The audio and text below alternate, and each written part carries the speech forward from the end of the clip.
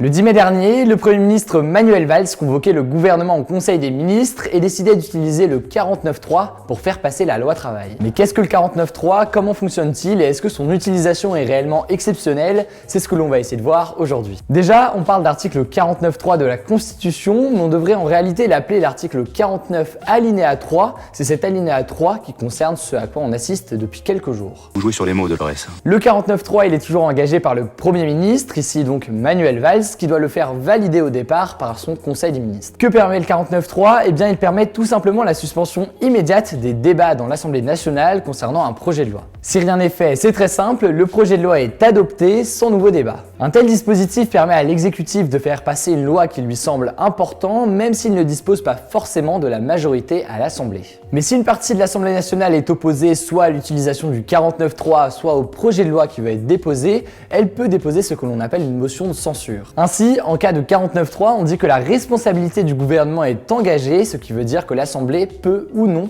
lui accorder sa confiance. Cette motion de censure, elle doit être déposée dans les 24 heures qui suivent le 49.3 et elle doit être signée par au moins un dixième des députés. Si un dixième des députés la soutient, elle est donc mise au vote à l'Assemblée et le principe est simple. Si une majorité des députés l'approuve, le projet de loi en question est rejeté et surtout, le gouvernement est contraint à la démission. Ceci est une révolution.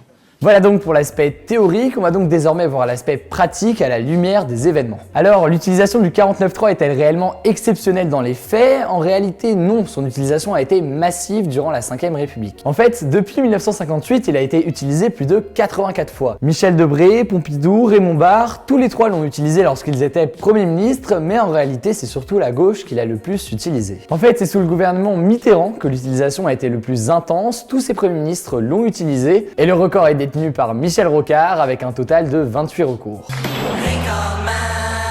Parmi les utilisations les plus marquantes, on peut citer notamment l'utilisation par Dominique de Villepin en 2005 pour faire passer le projet de loi contenant le CPE, projet de loi finalement abandonné malgré le 49.3 devant l'ampleur du mouvement étudiant. La dernière utilisation avant la loi travail remonte à la loi Macron où le gouvernement de Manuel Valls avait utilisé le 49.3 3 fois pour faire passer la loi. Pourquoi 3 fois ? C'est très simple, il n'y a pas eu qu'une seule lecture du projet de loi à l'Assemblée et le gouvernement a donc fait passer le 49.3 pour les 3 lectures. Il est intéressant de noter que depuis 1958, malgré les 84 utilisations du 49.3, jamais une motion de censure n'a permis de renverser le gouvernement. C'est nul! La tendance s'est confirmée il y a quelques jours puisque les députés de droite ont déposé une motion de censure, mais cette motion de censure n'a pas obtenu la majorité pour permettre le renversement du gouvernement de Manuel Valls. En fait, la 5ème République et le 49.3 s'opposent frontalement à la 4ème République et son fonctionnement qui était tel que les gouvernements étaient régulièrement renversés par l'Assemblée. Alors on en vient à une autre question très importante et qui fait débat, le 49.3 est-il réellement démocratique ? D'ailleurs, tout le monde n'a pas un avis tranché sur la question. Écoutez, François Hollande, c'était en 2006 lors des manifestations contre le CPE. Le 49.3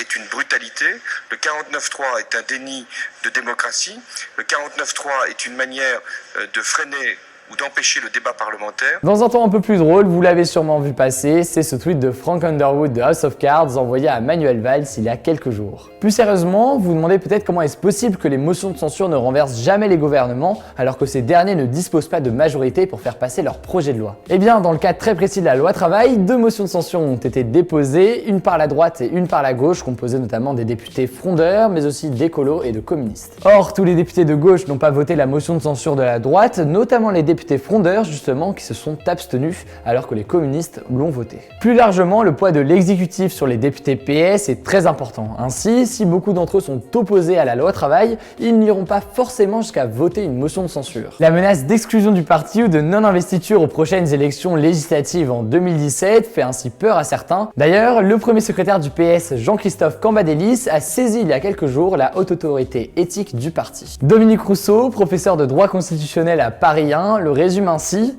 le 49.3 n'a pas été inventé pour contrer l'opposition, mais bien pour contraindre la majorité à se mettre au service du gouvernement. En tout cas, le 49.3 est synonyme de tension accrue autour de la loi travail et on risque d'en entendre beaucoup parler encore dans les semaines à venir. J'espère que cette vidéo vous aura plu. Si c'est le cas, n'hésitez pas à mettre un petit pouce bleu et à la partager, c'est ce qui permet réellement à la chaîne de grandir. Pensez aussi à vous abonner et si vous avez des questions, n'hésitez pas à les mettre dans les commentaires. On se dit à très vite.